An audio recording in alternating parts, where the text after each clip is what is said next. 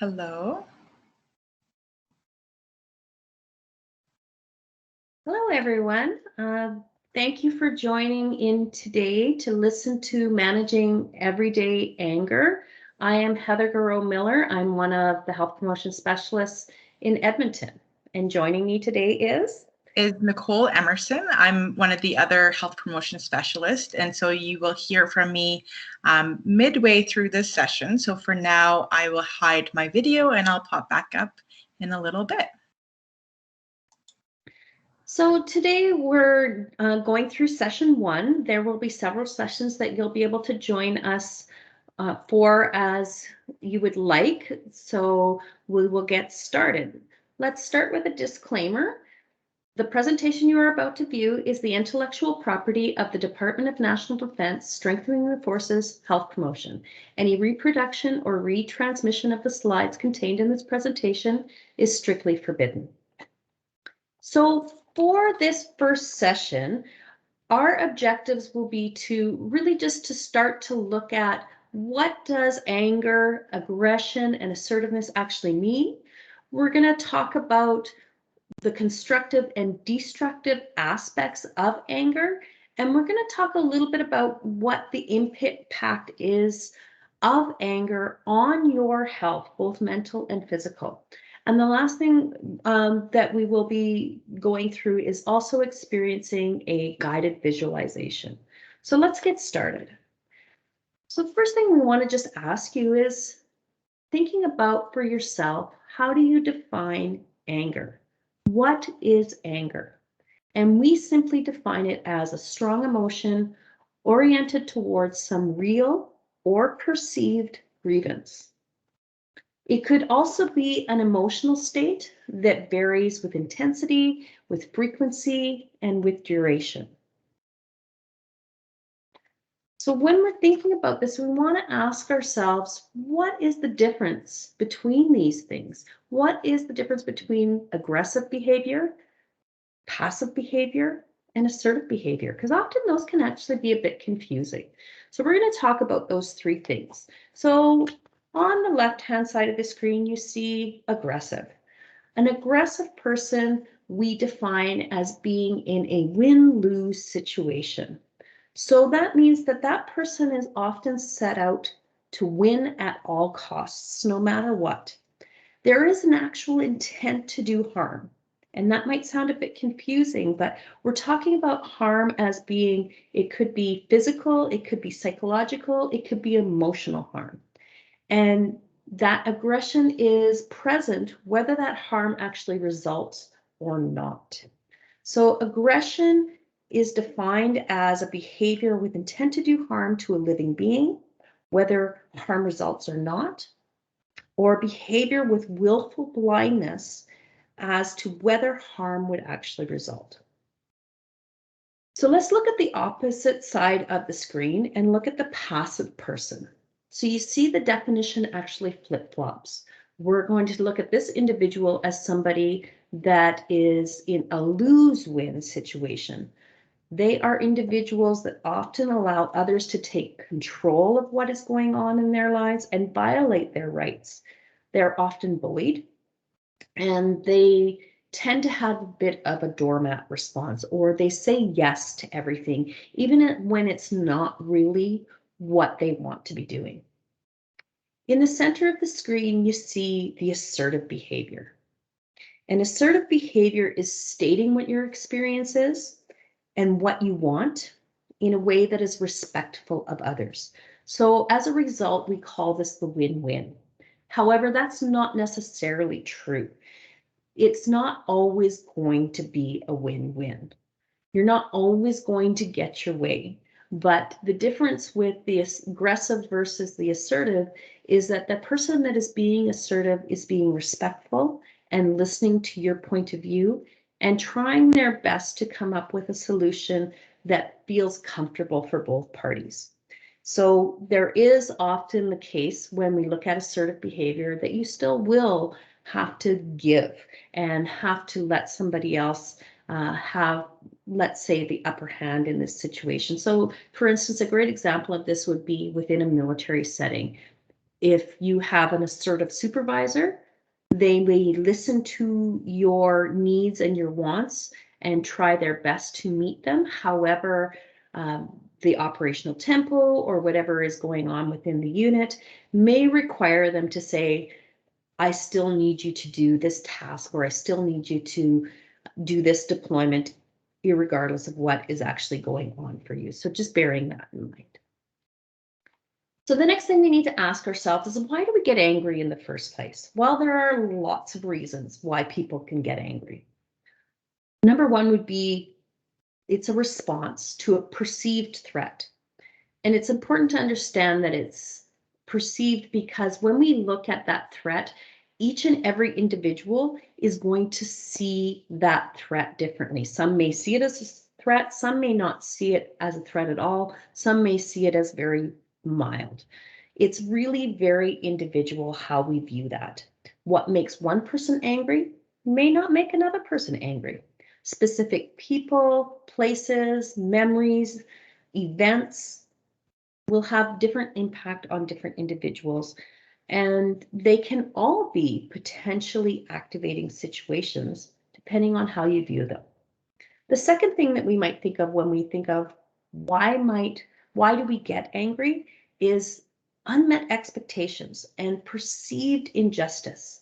It's the whole it's not fair mentality, whether it's about expectations of the future, of yourself, or of other people. We think we should be able to control things, control the outcome of things. And when we can't, we often resort to blame, which can lead to anger. Another thing we can think of when we think of why do we get angry is frustration over having unmet goals. Unmet goals can lead us to feel hurt, disappointment, sadness, which for many of us are very uncomfortable feelings. And because we feel uncomfortable with those feelings, we prefer to feel angry rather than feel sad, rather than feel disappointed. And that also can be true of other situations. So if we are feeling hurt or embarrassed or humiliated, that may also come out as anger because it feels easier. It feels easier to feel angry than to feel hurt, than to feel embarrassed. It feels more powerful, and we feel like we are more in control when we feel angry than when we feel sad. And so we often will project those other feelings as anger. We may also get angry when we feel that we are being harassed or when we feel that there is a personal attack upon ourselves.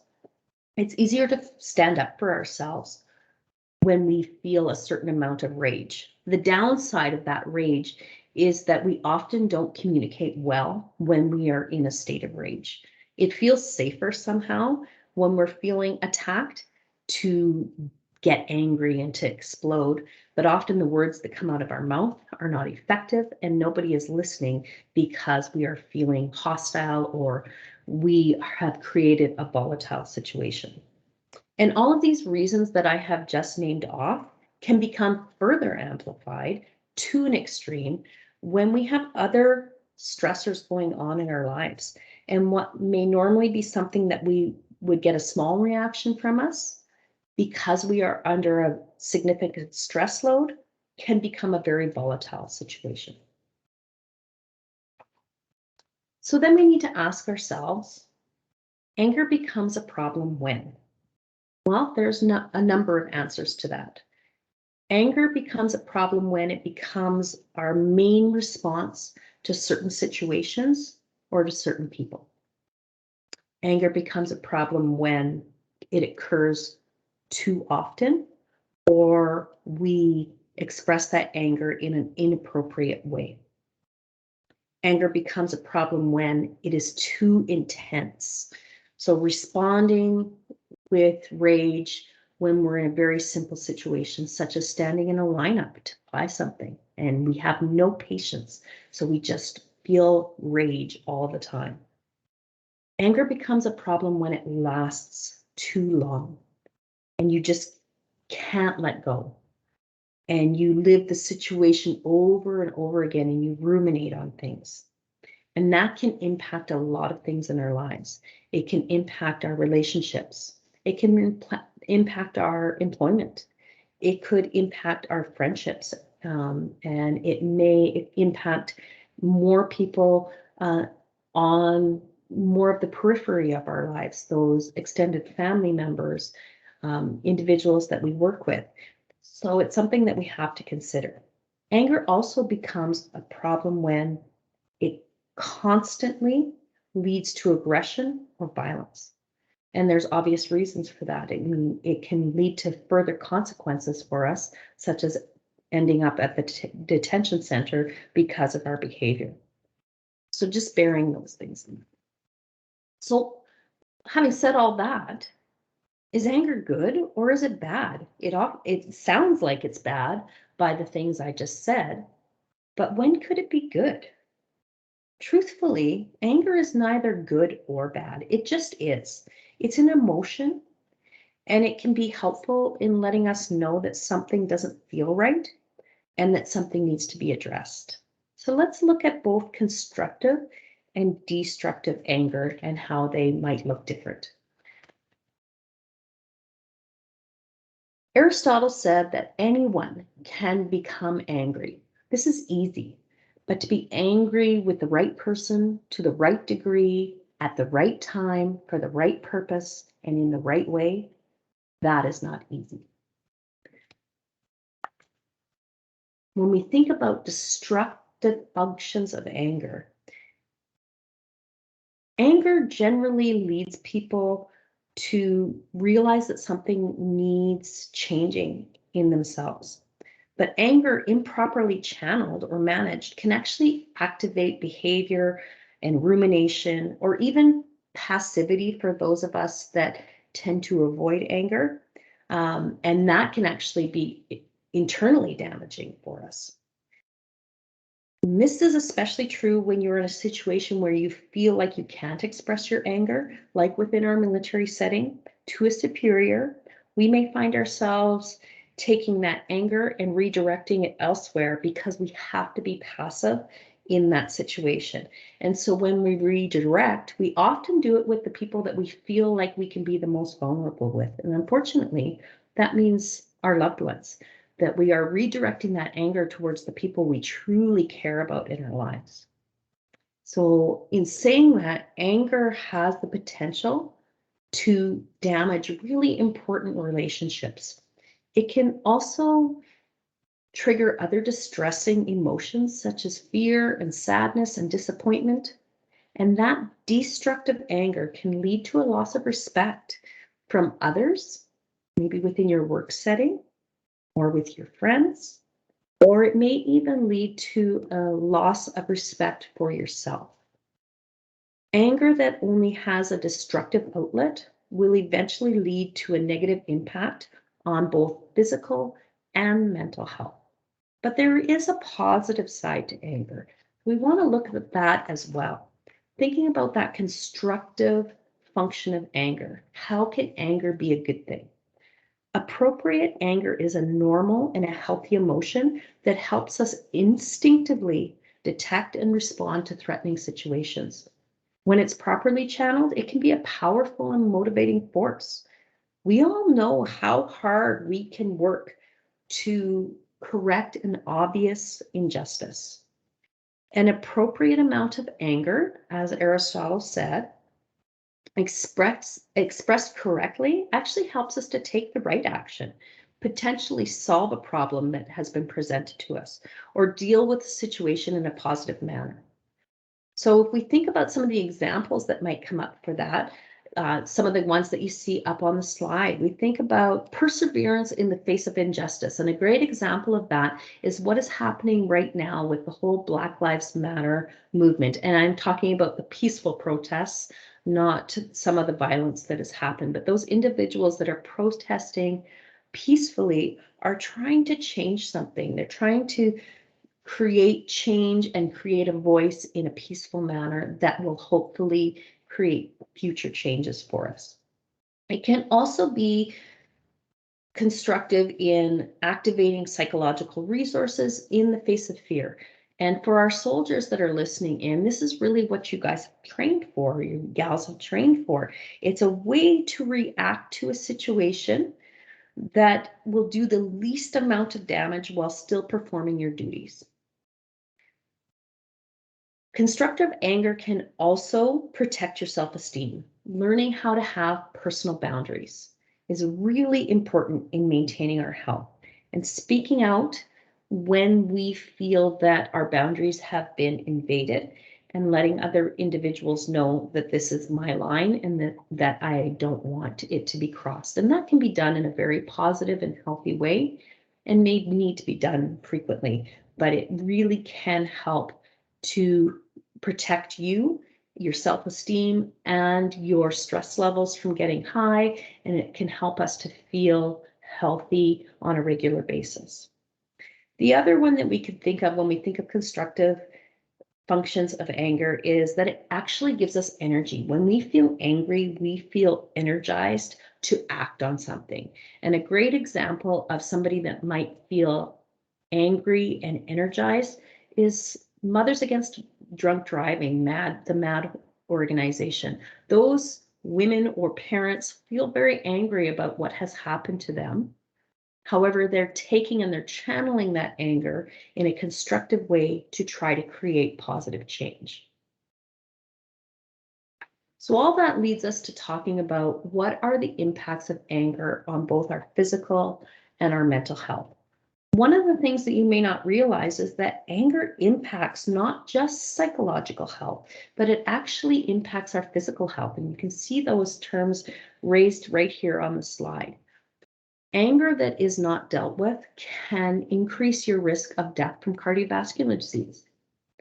Anger, when it's chronic, can impair your immune system, and it can increase your risk for anxiety and depression. So it's important to learn how to be able to communicate your anger in a healthy way that doesn't cause that internal damage to us.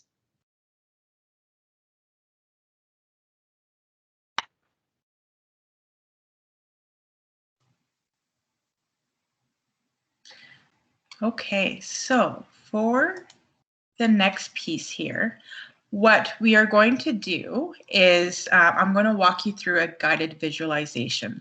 So when we use a guided visualization, you're using your imagination to experience what I'm describing or what's being described in the scenario. So it really allows you to reflect on how your thoughts can really impact how you're feeling about what's being described, or how your thoughts really impact how you react or respond in a situation, which is what we're going to be talking more about. So through this, when I'm describing this visualization, you can sit back, relax, you can close your eyes or keep them open, whatever you're comfortable with, and just follow along. So now I want you to imagine that you are in your home and you are walking into your kitchen. And as you walk into your kitchen, you notice that on the counter, there's a bright yellow lemon sitting on your cutting board. And next to the cutting board is a knife. So you're going to go over to the cutting board, pick up the knife, and cut the lemon in half. And now notice the two halves sitting on the cutting board. Now take one half and cut into quarters. Then place the knife on the counter and pick up 1/4 of the lemon and look at the lemon. Now bring the lemon to your mouth and bite into it. When you have done this, place the lemon back on the cutting board. Now allow yourself to notice what you were thinking, sensing in your body, and feeling emotionally when you imagined biting into the lemon. And now allow yourself to come back from that visualization, and we're going to reflect on that. So reflecting on how that experience was for you. What were you thinking? What were you feeling? What were you experiencing? And was it good or bad? Right? If you like lemons, you might not have been bothered by visualizing taking a bite of that lemon. I think for most of us, we can get the sense of what that lemon would taste like. So you might even feel it in that sensation in your mouth where you have your saliva, you're expecting that sour or the flavor of the lemon. And maybe if we don't like that, we're thinking, well, why am I biting into a lemon?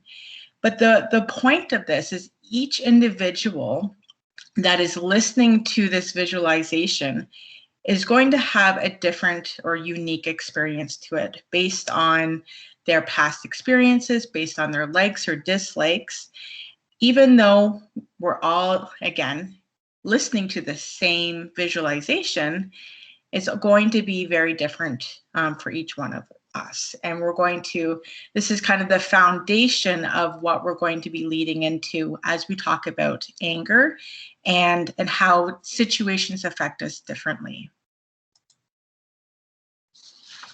So we know that, as Heather had talked about, anger is neither good or bad, right? It all comes down to how we are reacting to the situation, maybe what we're telling ourselves, and then how long we're holding on to that because of the long-term or long-standing effects that it can have on our health, on our mental health, and on our well-being. So anger in this sense, we can't avoid it, right? And we don't want to avoid it. We're not saying that you can never get angry and that we should be pressing down this feeling and not experiencing that. Because anger is telling us, as Heather said, that something is wrong. We are experiencing maybe too much stress. And as a result, maybe it's coming out as anger. And it's telling us that there is a problem that needs to be solved or something that needs to be done in order to manage the situation. So when we look at the relationship between anger and stress, we know that stress is a non-specific response of the body to any demand that's placed upon it. So when we look at the definition for stress, it's a condition or feeling experienced when a person perceives, and the key word is that perception, so perceives that the demands of the situation exceeds their personal or social resources to be able to handle or manage that situation. So in that case, someone feels like they can't manage, they don't have the ability or the skills or the tools or the resources to do something about the situation. And as a result, they feel perhaps a loss of control. They feel like they're overwhelmed and maybe feeling kind of helpless in the situation. So anger naturally may come out of that. And then what causes that stress? So that we have stressors that happen. So a stressor is the cause of the stress and the stress response. So that would be when you're driving into work and a car cuts you off. That would be a stressor. Or if you have children and your child is screaming and you don't know why they're screaming, that would be an obvious stressor. Or a coworker that maybe you're having some difficulty communicating with or working with, that can be an ongoing stressor. Or perhaps if you have an upcoming exam that there's a lot of pressure and would have a huge impact on your career or advancement in your career. If you pass it, then you're going to have a promotion, or if you don't pass it, then that's going to impact your career in a negative sense. That absolutely is going to be a stressor. So as a result of these stressors, we're going to have or experience a stress response.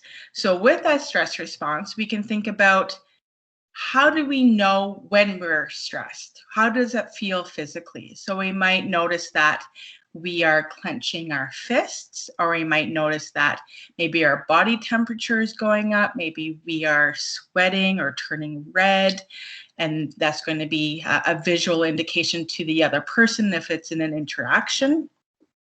Maybe we're clenching our teeth or grinding our teeth. So these are all, again, I'll call them warning signs that the stress of the situation is exceeding our ability or our perceived ability to cope with what's happening. And as I said with that visualization, stress is individual and it's cumulative. So what may be stressful to one person may be seen as a challenge or an opportunity for another. So when we come back to the example of an exam, an individual that feels very prepared for that exam, they maybe just they see it as a challenge but an opportunity, and they're ready to advance their career, and they have the ability to do well on that exam, then they're going to have a very different experience. It's still a stressor, but it's more of a positive stressor for them. Whereas someone that may be feeling like they are unprepared, they don't have the knowledge that they need, and maybe there's concern that if I fail, that this is really going to negatively affect my career. This is going to set me back. And the pressure is now feeling very overwhelming and is making it even harder to perform. So same scenario, potentially the same exam, but two entirely different responses because of what is going on for those two individuals, what they're telling themselves about that situation, and the resources that they have to manage that situation.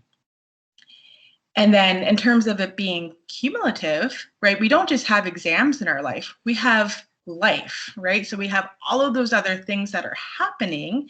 And so for the individual that is feeling overwhelmed with that exam, there could be a whole other host of things happening in their life that is just making it that much more difficult to cope.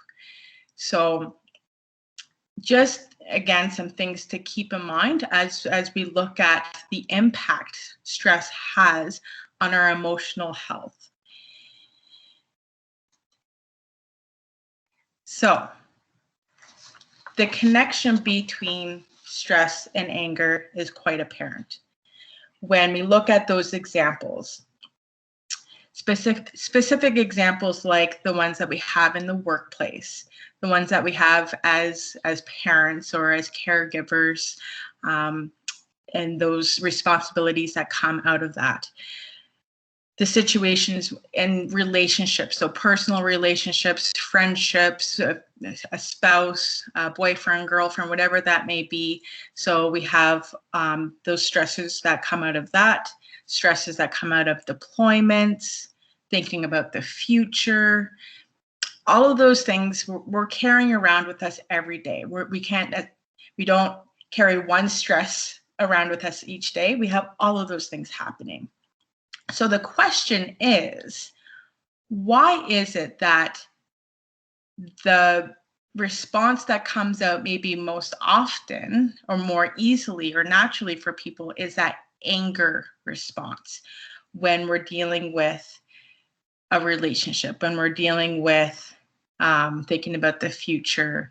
Why is it that anger may be that emotion that is peaking out and you're responding with most often?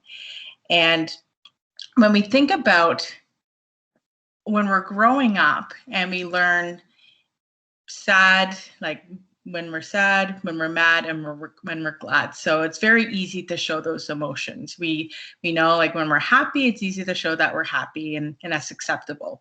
When we're sad, that's another, an emotion that just kind of comes out. Maybe we tend to hide that a little bit more.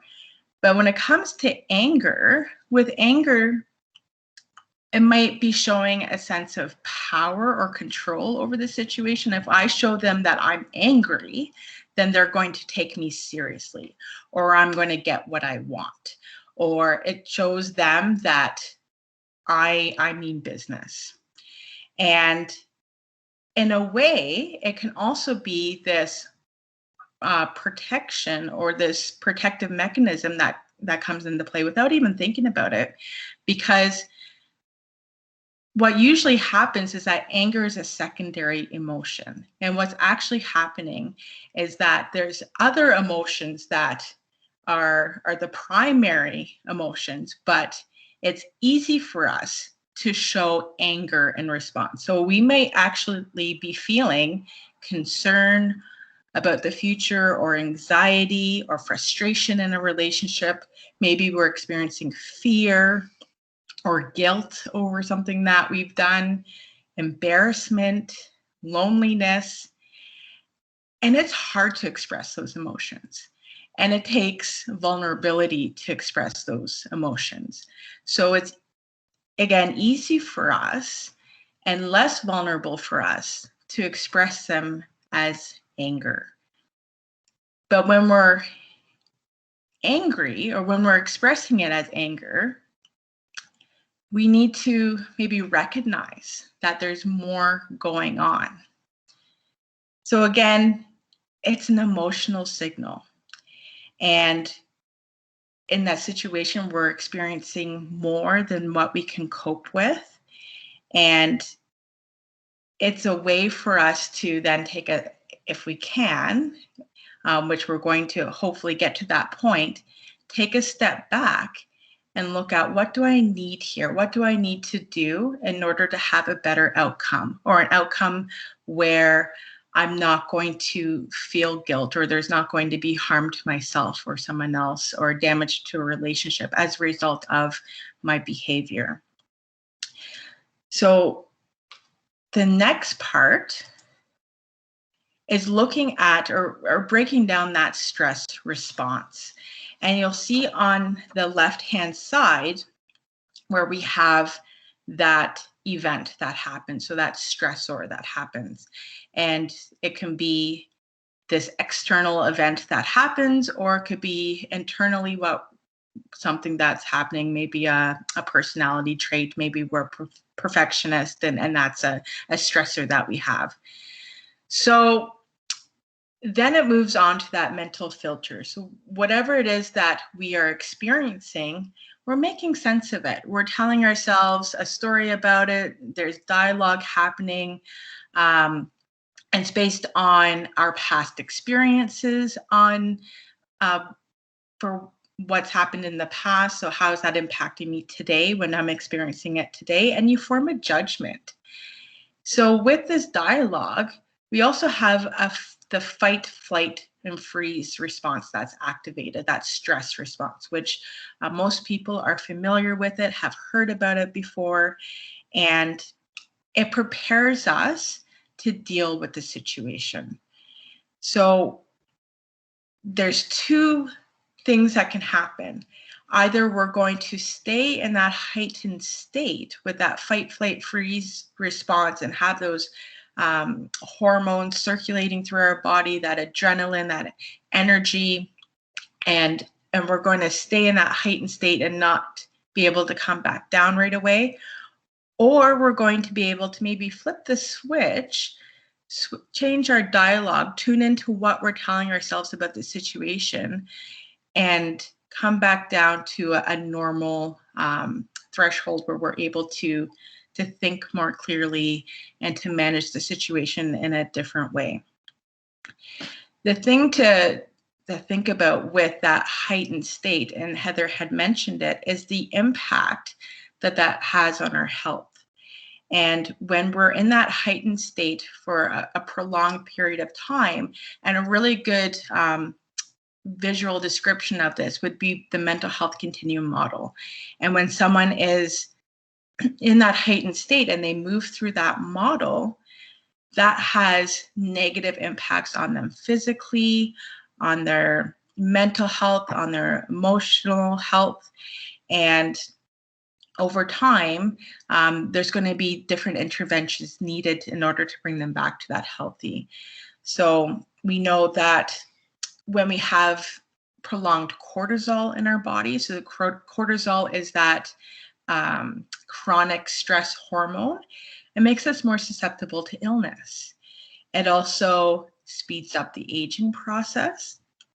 It changes how we carry weight. It makes it easier for us to maybe gain weight, and we tend to carry it more around our midsection, which puts more stress on our body, on our organs. So we want to get rid of this stress hormone. We want to be able to come back down to that normal so that we're not always in that heightened state. And we're going to look at how we're going to do that. And when we look at what specifically is happening with that fight, flight, freeze response that's activated, why is it that's activated? And it's a survival mechanism. It's a switch that we don't even need to think about. It just happens. It's triggered when we feel threatened in any way. It's going to be activated. So when it's used for to protect us from a predator or from a threat, that's a good thing. If we're walking through the woods and we encounter a bear, we need to survive. We want to survive. So whether we feel like we can fight, or we want to run in the other direction, or we freeze and hope that it doesn't see us, we're doing it because we want to survive the situation. The issue is that the fight, flight, freeze response is triggered in our modern day society with triggers that are not life-threatening, but trigger us in a way where this response is still happening for us. So it doesn't necessarily trigger or threaten our physical health, or our physical, or physically where we're going to be hurt, but it triggers us in that maybe we're being criticized, or maybe we're being made fun of, or maybe we're dealing with a difficult person, and it ignites this fight, flight, freeze response because we want to protect ourselves. We don't want to feel vulnerable. We don't want to get hurt. So this is going to be triggered. And as a result, it leads to a surge in adrenaline. So it's going to give us energy to essentially to fight or to run or whatever it is in order to survive the situation. So the key takeaway here, though, is that with this increased surge of adrenaline and power and strength to deal with the situation, to survive this situation, even though it's just, I say just, but even though it's maybe a verbal insult, or just having a difficult conversation, not necessarily life-threatening. Our empathy in that moment and vulnerable feelings diminish because we are in full survival mode. We're no longer really thinking about the other person. And this is where that anger can really go from being constructive to destructive, because we're no longer thinking, we're no longer problem solving, or being really maybe rational in that moment. We're just focused on that protection and survival. So this is where, again, that anger goes to maybe being inappropriate for the situation that's happening and could potentially harm others, whether it's mentally or potentially physically, depending on the situation. But it's important to recognize when that's happening. And I have a really good visual for that in the next couple of slides when we look at the anger mountain, which is this one. Okay, so this is showing you that anger process and what's happening with the fight, flight, freeze response. So when I said that we're no longer thinking, this describes what's happening. So in that number one on the left-hand side is where we have the stressor or the trigger. So the thing that happens, whether it's an argument, it could be a physical attack, it could be someone that says something to us that triggers us and upsets us. So we're triggered in some way. And the second stage is that escalation. So that is when the stress response kicks in. We start to get our adrenaline is starting to pump. The physiological response is happening. So this is where we're feeling our muscles getting tense. Maybe we're clenching our fists. All of those physiological reactions are happening. And then in the third stage is when we are in crisis, or when we're in that full survival mode. So our fight, flight, freeze response is in full swing. And when we are at that peak emotional response, on the bottom half of that graph, you'll see that our thinking is at its lowest. So unfortunately, with that fight, flight, freeze response, it's not programmed for us to really think, but just react in the situation. So when it comes to a life-threatening situation, that's a good thing. We don't necessarily want to be standing back and thinking about it. We need to be reacting in order to survive. But in all those other situations in our lives that we're faced with that trigger us in the same way, we don't necessarily want to be just reacting. We want to be able to think and respond more calmly, more constructively, so that we're not doing any damage. And then as we go through the model, on the fourth stage is when we're starting to cool down. So we're starting to regain our thinking, regain some composure. The physiological response is starting to come back down to normal. And then at the fifth stage is where maybe we're reflecting on what happened.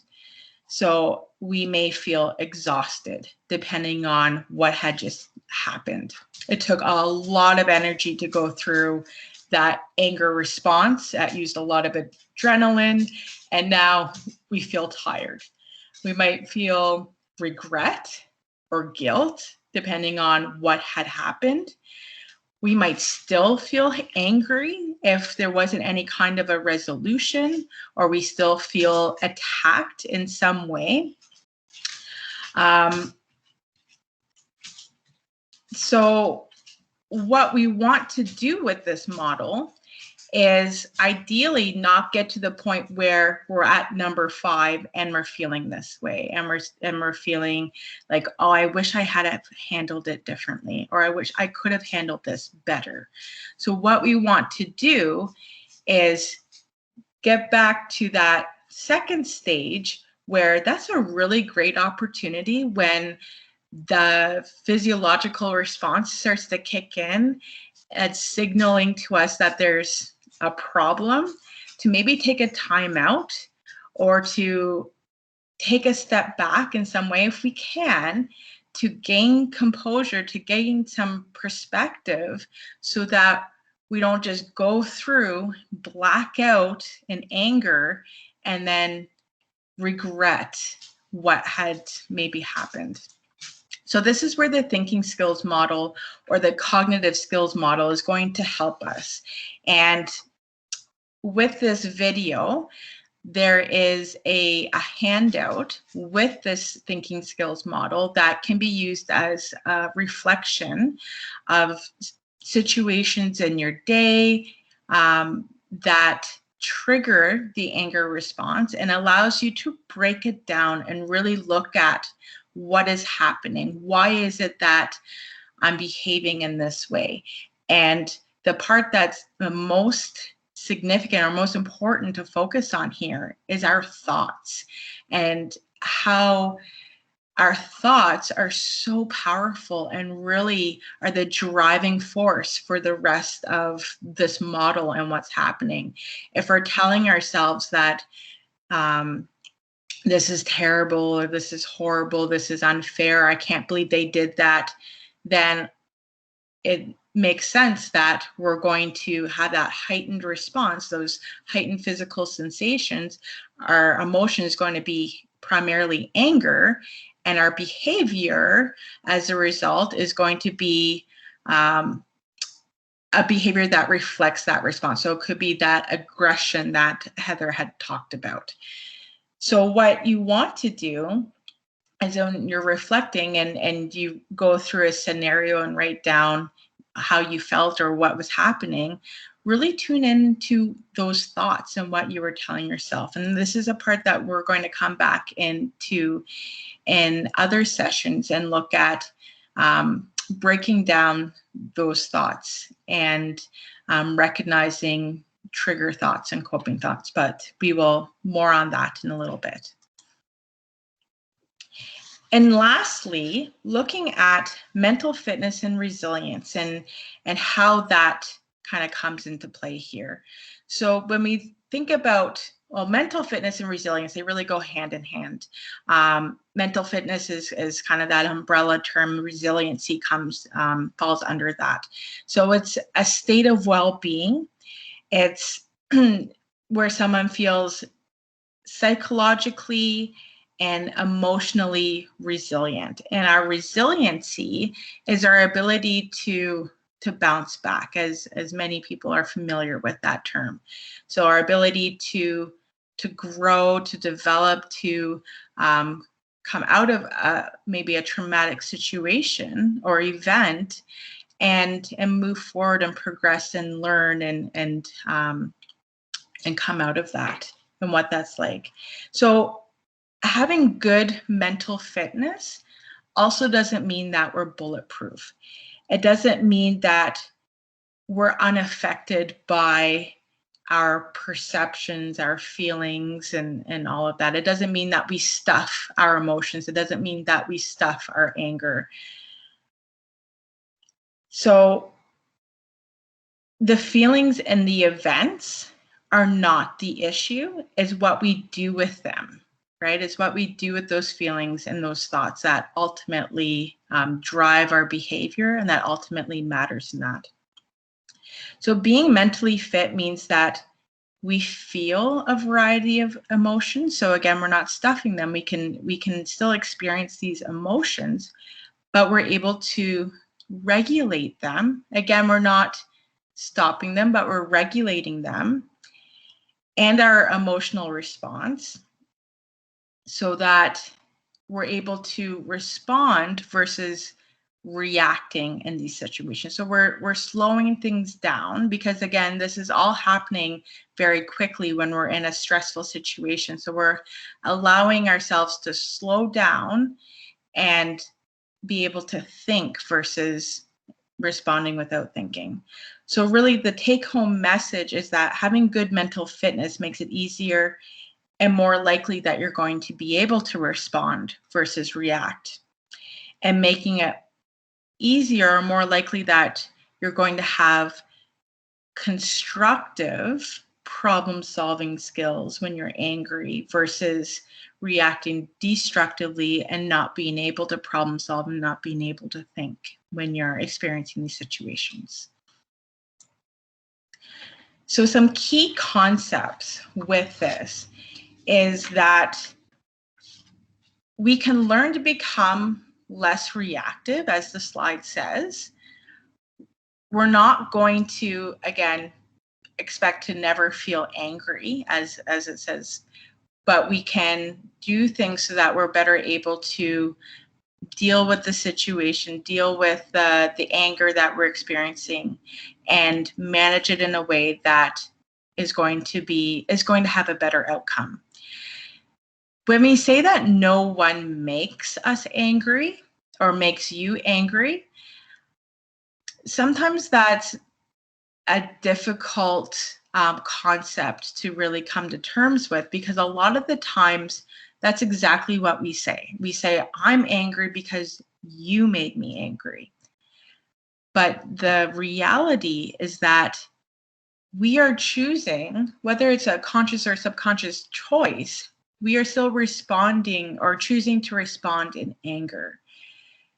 Again, two people, same scenario, one could respond with anger and the other can manage it in a completely different way where anger isn't a factor.